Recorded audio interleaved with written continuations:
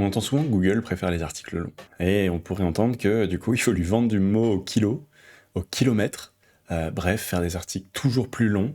Mais est-ce que c'est vraiment ce qu'il faut? Est-ce que plus long, ça veut dire mieux positionné? Est-ce que avec l'arrivée de l'IA, les mises à jour récentes, est-ce que c'est toujours vrai? Est-ce que ça l'a déjà été?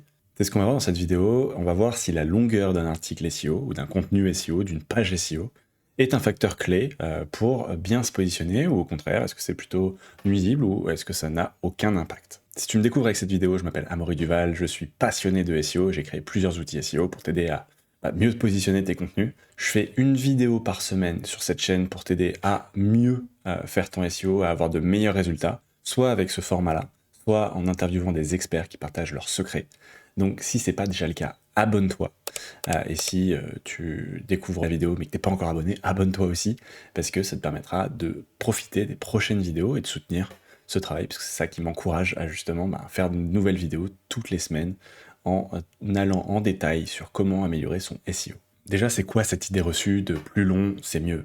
Plus c'est long, plus c'est bon. Est-ce que ça marche en SEO? Pas sûr. La logique derrière ça, c'est qu'un article plus long permet d'avoir plus de substance pour couvrir un sujet en profondeur. Ok, ça s'entend. Plus de mots, c'est plus d'opportunités pour inclure les mots-clés importants. Cette fameuse optimisation sémantique, mais qui pourrait, avec cette vision-là, tomber dans du keyword stuffing qui, clairement, disons-le, ne fonctionne plus. Hein. Ça a peut-être fonctionné il y a 20 ans, mais c'est pas le sujet. Et certaines études SEO ont pu voir une corrélation entre la longueur et le positionnement. Et on verra un petit peu plus loin quand j'ai fait une étude aussi, et je te partage les résultats plus loin dans cette vidéo. Donc reste bien là pour que je te montre tout ça. Et Google, concrètement, il aime des contenus complets, il a souvent favorisé ça, pertinent, utile, et en fait, ce biais-là est plus compliqué à appréhender et a été donc transformé en je veux du contenu long, je veux faire plus long que mes concurrents, je vais aller à un contenu plus complet, et cette surenchère, cette inflation à la longueur de mots, où derrière, on achète des contenus au kilomètre, au kilo, au poids, hein. Sauf que ce poids-là, ça n'a plus autant de valeur, notamment avec l'arrivée de la capacité à générer du contenu en masse avec l'IA. Et on veut du contenu maintenant probablement meilleur et plus long, ça ne veut pas forcément dire meilleur. Mais qu'est-ce qu'il en dit Google dans leur déclaration et qu'est-ce qu'il fait concrètement? Dans leur déclaration, dans leur guideline, ils disent la longueur d'un contenu n'est pas un critère en soi. Okay, c'est super clair. On sait qu'aussi Google annonce des choses qui ne sont pas forcément vraies. C'est parce qu'ils le disent qu'ils l'ont implémenté, c'est pas parce qu'ils l'ont implémenté qu'ils le disent.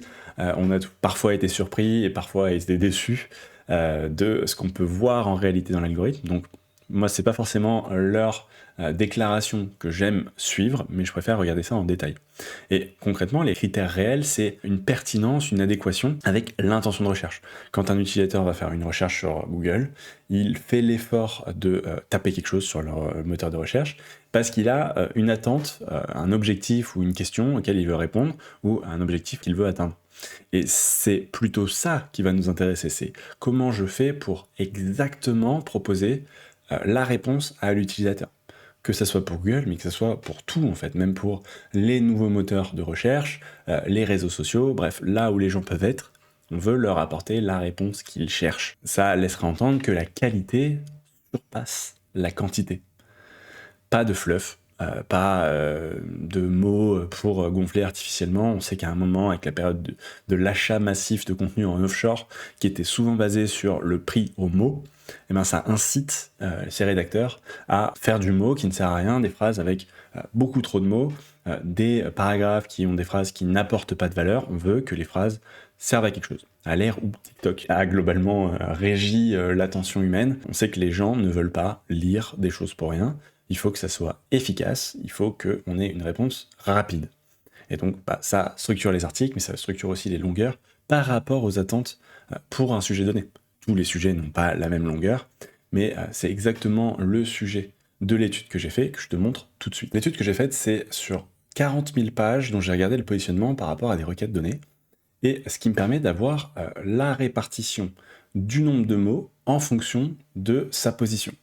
Et concrètement, ce qu'on peut voir ici, c'est que y a la même longueur à peu près partout, et j'ai fait 3 graphiques qui montrent donc le nombre de mots en fonction de la position, et on voit ici que la régression en rouge a l'air globalement plate. Mais en fait, sa pente est légèrement descendante, donc ça veut dire qu'elle est un peu plus haute ici que ici, et donc les articles mieux positionnés ont l'air un peu plus longs en moyenne. Et là, ça agrège toutes les requêtes différentes, donc ce que j'ai fait, c'est que j'ai synthétisé par requête, donc j'ai pris pour chaque requête les 30 résultats positionnés, et j'ai pris la moyenne des longueurs, et j'ai regardé la différence de chaque résultat par rapport à cette moyenne, en ratio. Donc la longueur de l'article positionné en 1 par rapport à la moyenne des résultats, des 30 résultats positionnés sur la requête donnée. Et ce qui me donne ce résultat-là, et en fait on dirait que c'est plat, mais il y a une légère pente qui expliquerait aussi une différence significative entre les résultats les mieux positionnés et les résultats suivants. Pareil, maintenant, plutôt que de faire le ratio, donc la division de la longueur par rapport à la longueur moyenne, j'ai fait la différence, et du coup ça me donne un résultat où j'ai une pente à nouveau légèrement négative, un résultat très légèrement décroissant, donc a priori les résultats mieux positionnés sont un peu plus longs en moyenne que les résultats moins bien positionnés, en page 2 et suivante. Mais concrètement, ce qu'on peut le voir sur les graphiques, c'est assez plat. Et si t'as rien compris à ces graphiques, c'est pas très grave. Ce qu'on peut voir, c'est que oui, ça a l'air significatif statistiquement, mais est-ce que c'est vraiment le critère de positionnement? Pas forcément. On l'a vu sur d'autres études, il semble y avoir une corrélation entre la longueur et la position. Oui, mais est-ce que c'est le plus gros critère? Ça, c'est vraiment pas sûr. Et surtout, ça va dépendre vraiment d'une requête à l'autre. Donc on ne dit pas fais tant de mots, parce que c'est pas ça qui décide si ta requête a besoin de ce nombre de mots pour ton contenu, c'est vraiment requête par requête, et effectivement on voit les contenus un peu mieux construits sont généralement un peu plus longs, mais clairement la conclusion de cette étude-là que je viens de te montrer, c'est pas fais plus long, c'est on va vouloir avoir plus de qualité, mais potentiellement c'est pas si gênant d'avoir un contenu un peu plus long s'il est bien structuré, s'il répond bien à la requête cherchée, à l'intention que l'utilisateur va avoir derrière sa requête, derrière sa recherche. Alors quand est-ce qu'il faut faire long, quand est-ce qu'il faut faire court, quand est-ce que c'est utile, quand est-ce que ça ne sert à rien de faire du contenu long? Quand est-ce que ça va aider? On va avoir par exemple quand les requêtes impliquent des explications complètes, des guides, des comparatifs, des études. Si tu dois aller dans le détail, si potentiellement tu vas présenter tes sources, tu vas présenter un comparatif, un guide détaillé, là ça va être extrêmement utile d'aller en détail, en enrichissant potentiellement ton contenu avec du média, que ce soit des images, des tableaux, des listes. Quand ton utilisateur cherche à tout comprendre en une seule lecture, donc ça va dépendre en fait de la recherche qu'il est en train de faire. Quand le contenu doit couvrir plusieurs angles, peut-être parce qu'il y a plusieurs intentions sur une recherche, ou alors avec des questions secondaires qui permettraient peut-être de faire du maillage interne facilement avec d'autres contenus qui permettront d'aller approfondir ces questions.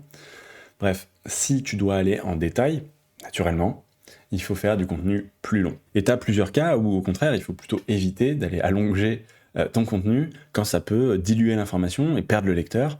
T'as pas besoin de lui expliquer l'histoire de la pizza avant de lui proposer le menu des pizzas de ta pizzeria dans ta ville. Ça, il s'en fout, il veut une pizza, il veut la commander, éventuellement un bouton réservé ou commander.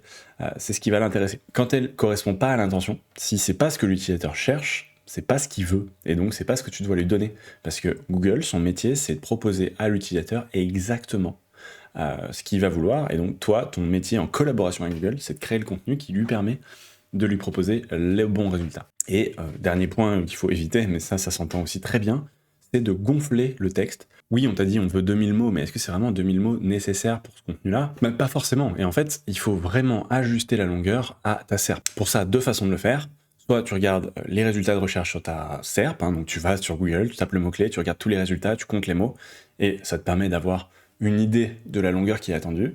Soit tu utilises un outil comme Serpentix par exemple, qui te permet, pour les différents mots-clés que tu veux cibler, sur lesquels tu veux créer du contenu, d'avoir un compte-rendu complet de ces éléments-là. Donc, tu vas avoir un brief facilement accessible, j'ai fait une vidéo sur le sujet, qui te permet d'avoir ici le nombre de mots recommandés pour ce mot-clé-là sur lequel tu veux faire un contenu.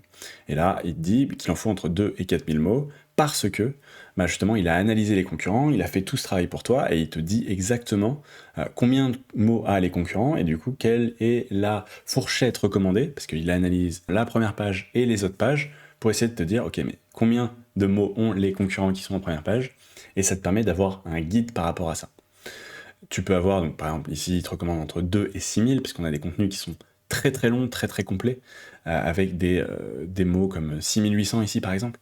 Donc un contenu qui va être plus long, et c'est intéressant de faire un contenu lent dans ce cas-là, parce que c'est ce que manifestement Google attend actuellement. Et ça peut évoluer avec le temps. Donc c'est intéressant aussi d'aller justement mettre à jour, actualiser ton contenu, surveiller ça, et il te propose la bonne date de mise à jour, de surveiller, qu'il ne faut pas retravailler le contenu, parce que ça serait à peu près la période recommandée pour lui mettre un coup d'actualisation, et donc vérifier que tu as toujours la bonne longueur, que tu réponds aux intentions, etc. Et là on voit que par exemple celui-là il fait entre 1003 et 2006, et celui-là, salaire brut net, va faire entre 800 et 2000, en fonction des résultats, de ce que tu as envie de raconter. Et ce qui va nous intéresser surtout, c'est pas de penser en termes de longueur en tant que tel, hein, tu as ce guide-là ici, mais c'est plutôt en termes de complétude. Et ce que j'aime bien regarder, c'est au niveau de l'intention ici, je peux lui demander de me donner les intentions et de m'assurer que je réponds bien aux intentions de recherche qui sont attendues par l'utilisateur pour justement légitimer l'effort qu'il a fait de faire sa recherche. Et donc là, on voit que sur cette page, plutôt que du texte, il me faut un outil.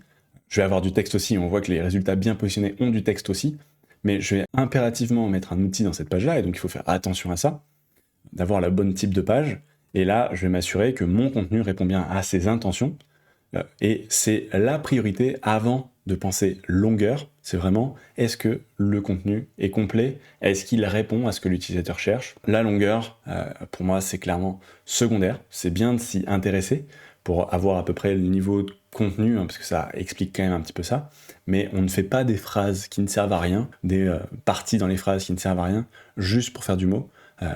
L'époque où le positionnement était fait au poids de nombre de mots, est révolue. Et quelques bonnes pratiques pour optimiser justement la longueur de tes articles, ça va être d'analyser l'intention de recherche, donc je parlais juste avant. Si on est plutôt transactionnel, ça tu pourras le voir dans les intentions, on va avoir quelque chose souvent de plus court, plus direct, plus copyrighté, l'objectif c'est de faire passer à l'action.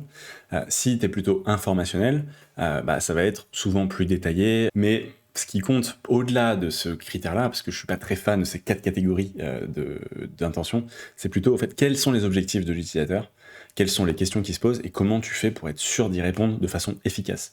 Tu veux pas faire du blabla 50 km au début pour lui expliquer, faire une introduction type dissertation à l'école. Non, tu veux lui proposer exactement ce qu'il cherche le plus efficacement possible, parce que sinon juste il prendra pas l'effort de chercher sur ta page, il partira, et c'est ce qu'on appelle du pogo sticking, et c'est extrêmement néfaste pour ton positionnement. Tu peux aller un petit peu plus loin en couvrant les questions annexes, en couvrant les mots-clés secondaires, ça va être du contenu supplémentaire qui potentiellement va te permettre de faire ton maillage interne plus facilement. Tu as vraiment intérêt à bien structurer ton contenu. Sur Serpentix, il te recommandait le nombre de titres à mettre, mais ces titres-là, c'est pas juste pour faire beau, c'est comme ça que ça structure ton contenu. Les robots ont plus de mal à comprendre le contenu, hein, même avec les IA et tout ça, et donc ça va leur permettre de savoir facilement, en regardant juste les titres, de quoi ton contenu parle. Et c'est la même chose pour un lecteur. Moi je sais que j'aime beaucoup regarder le sommaire d'un livre pour savoir de quoi ça va parler. C'est la même chose sur ton contenu, une section bien structurée, des titres, des listes, bref, quelque chose qui qui structure le contenu pour faciliter la lecture humaine et la lecture par les robots qui ont la possibilité, le potentiel de te placer devant des humains. Et c'est ça que tu veux faire en fait. C'est faciliter la lecture pour tout le monde. Et si ton contenu est assez long, peut-être que ça vaut le coup de mettre ce qu'on appelle un TLDR, Too Long Didn't Read, un résumé en haut qui va permettre d'avoir en un instant les points essentiels avant d'aller creuser, investiguer si on a envie, mais qui permet de résoudre l'objectif le plus vite possible. Et ça peut être contre-intuitif, parce que tu vas te dire, oui, mais si il reste pas sur ma page, ça va être aperçu comme du bounce. Oui, mais en fait, si il vous trouve pas ce qu'il veut, il va partir aussi. Donc tu veux lui montrer que tu es expert, pour potentiellement lui proposer des CTA, hein, garder son mail, lui proposer un test, enfin bref, essayer d'aller plus loin dans l'interaction, parce que l'image que le visiteur a de ta marque, de ton site, de ton entreprise, s'améliore grâce à l'efficacité et au service que tu lui rends. Et ce qui est intéressant aussi, c'est que avec Internet, avec la magie de l'informatique, c'est qu'on peut mesurer beaucoup de choses. Et je t'invite, si c'est pas déjà le cas, à installer des outils d'analytics sur ton site. J'ai fait une vidéo dédiée sur Google Analytics 4 pour le SEO justement, mais tu peux avoir d'autres outils, donc ça te permet d'avoir des statistiques comme le taux d'engagement, des scrolls, du temps passé, mais tu vas aussi avoir des outils comme Clarity par exemple de Microsoft qui te permettent de voir comment les utilisateurs interagissent avec ta page, et ça te permet de suivre jusqu'à où ils scrollent, et peut-être que la partie importante ou les CTA de ta page sont pas au bon endroit, et donc tu peux remonter ces éléments et en fait ajuster en ayant des vraies données de comment se comportent les utilisateurs sur ta page et non pas juste des idées arbitraires de quelqu'un caché derrière un bureau. C'est vraiment factuel avec des vraies datas de vrais utilisateurs et potentiellement de vrais prospects ou clients, quoi. Si on devait résumer, c'est pas la longueur qui compte, hein. On pourrait le dire dans plein d'autres contextes, mais c'est plutôt la capacité du contenu à répondre clairement et efficacement à l'intention que l'utilisateur a. C'est avoir un contenu de qualité plutôt qu'un contenu plus long pour le plaisir. Alors c'est intéressant d'utiliser un outil qui va te dire exactement quelle est la fourchette de mots utilisés, mais il faut surtout que l'outil puisse te dire quelles sont les intentions et qu'est-ce que l'utilisateur attend, et c'est pour ça que Serpentix se démarque tout particulièrement. C'est pour sa capacité à avoir de vraies recommandations sur son intention que ça fait des vraies différences pour ses clients. Alors oui, en dîner, si on te demande, la longueur d'un contenu a un impact sur sa position, les stats l'ont dit, mais concrètement, c'est pas ça le vrai critère différenciant, c'est est-ce que ton contenu est plus complet, est-ce qu'il répond mieux à l'utilisateur, qui va vraiment te permettre de te positionner maintenant et de façon durable. Si tu as les outils comme Serpentix qui te permettent de savoir quelle est la bonne longueur recommandée, d'avoir un brief complet pour tes rédacteurs, et j'ai fait une vidéo à ce sujet-là, mais si tu veux tester l'outil, tu peux avoir un guide complet gratuit par mois, donc tu peux optimiser un contenu par mois gratuitement, et en passant par le lien qui est en dessous de cette vidéo, tu pourras avoir ton premier mois 2 crédits offerts, et donc essayer dès aujourd'hui à optimiser 2 contenus. Donc teste-le, dis-moi ce que tu en as pensé, et surtout, toi, comment tu décides de la longueur de tes articles, dis-moi en commentaire, abonne-toi à la chaîne, parce que c'est comme ça que ça me donne de la force pour refaire des vidéos, et je te dis à la semaine prochaine.